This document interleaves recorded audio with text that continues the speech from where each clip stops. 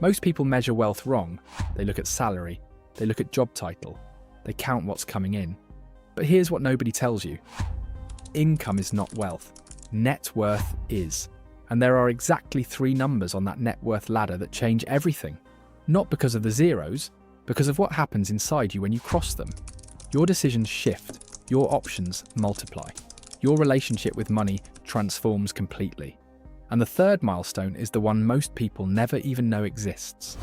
Yet the people who cross it never look at life the same way again. Picture yourself crossing all 3. By the end of this video, you'll know exactly what stands between you and each one. Most people spend their entire lives chasing income and ignoring net worth. They get raises, upgrade their lifestyle, and wonder why they still feel stuck. But the people who quietly build real wealth think differently. They track net worth like a scoreboard. They know which milestones matter, and they know why each one changes the game. So let's break down the 3 net worth milestones that actually change everything. Starting with the first one. The first milestone is $10,000, and it sounds modest, maybe even underwhelming. But do not let the number fool you. For most people, $10,000 in net worth is not just a savings goal. It is a psychological turning point. Here is why it matters so much. The vast majority of adults, more than half of working-age people in developed countries, have less than $1,000 saved at any given time. They live inside a system where every unexpected bill, every car repair, every medical expense resets the clock. They are not building, they are surviving. The moment you cross $10,000, you exit that system. Think about what actually shifts. You stop making decisions out of fear. A flat tire becomes a minor inconvenience, not a crisis. A slow month at work does not send your heart into your throat. That cushion does not just protect your bank account, it protects your thinking. And clear thinking is how wealth gets built. There is something else that happens at 10,000. You start to believe that accumulation is possible for you. Not just for people who inherited money, or got lucky, or married into the right family. For you, that belief is worth more than the $10,000 itself. Because once you believe the process works, you stop looking for shortcuts and start playing the long game. A colleague of mine spent 3 years barely staying above zero. Every time he got close to $1,000 saved, something came up. He called it a curse. Then he changed one habit. He automated $250 out of every paycheck into a separate account he could not easily touch. 14 months later, he crossed $10,000 for the first time. He told me it was the first time in his adult life he felt genuinely calm about money. Not rich, calm. That is what the first milestone buys you. Not luxury, not freedom. Calm. And calm is the foundation everything else is built on. And before we get to the third milestone, the one that most people never even know exists, let me show you what the second one does to your options in life. Milestone number 2, $100,000. This is where math stops being theory and starts working for you personally. Most people understand compounding in the abstract. They have heard the lecture. Invest early. Let it grow. Time is your friend. But here is the thing about abstract knowledge. It does not change your behavior. The number 100,000 does. At $100,000 invested at a historical stock market return of around 8% per year, your money earns approximately $8,000 in year 1 without you doing anything, without you working an extra hour. $8,000 just for having crossed the line. That is the inflection point.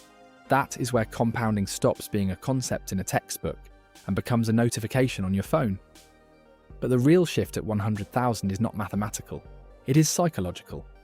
Once your money is generating money at a pace you can actually feel, once it is outpacing what you could earn in a side hustle, you begin to treat your investments differently. You stop thinking of them as savings, you start thinking of them as workers, and you stop touching them. Think about what that means. An investor who reaches 100,000 and leaves it untouched for 20 years at 8% ends up with roughly 460,000 without adding a single extra dollar.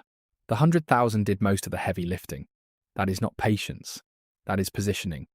The people who build serious wealth understand something crucial. The goal of your 30s is not to live well. It is to reach 100,000 and leave it alone. Everything else, the nicer apartment, the newer car, the European vacation, comes after the compounding machine is running. Charlie Munger said that the hardest part of building wealth is getting the first 100,000.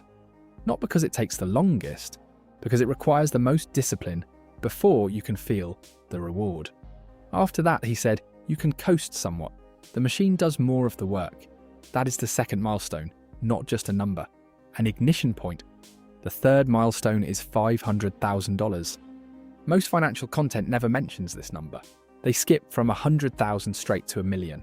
But 500,000 is actually where something rare happens. And most people never realize it. At $500,000, using the 4% withdrawal rule that financial planners rely on, your portfolio generates $20,000 per year in passive income. That is not retirement money yet, but it is something else entirely. Proof that your assets could replace a real slice of your income without you ever selling a share. That number rearranges your relationship with work. It does not mean you stop working. Most people who reach 500,000 keep working. And they are better at it than they have ever been, because for the first time, they are choosing to be there. The threat is gone. The desperation is gone. And when desperation leaves, clarity arrives.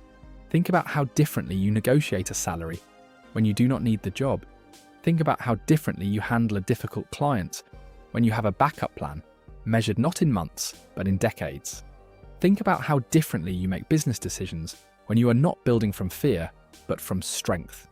This is why the 500,000 milestone does not just change your finances, it changes your identity. You stop being someone who works to survive. You start being someone who works to build.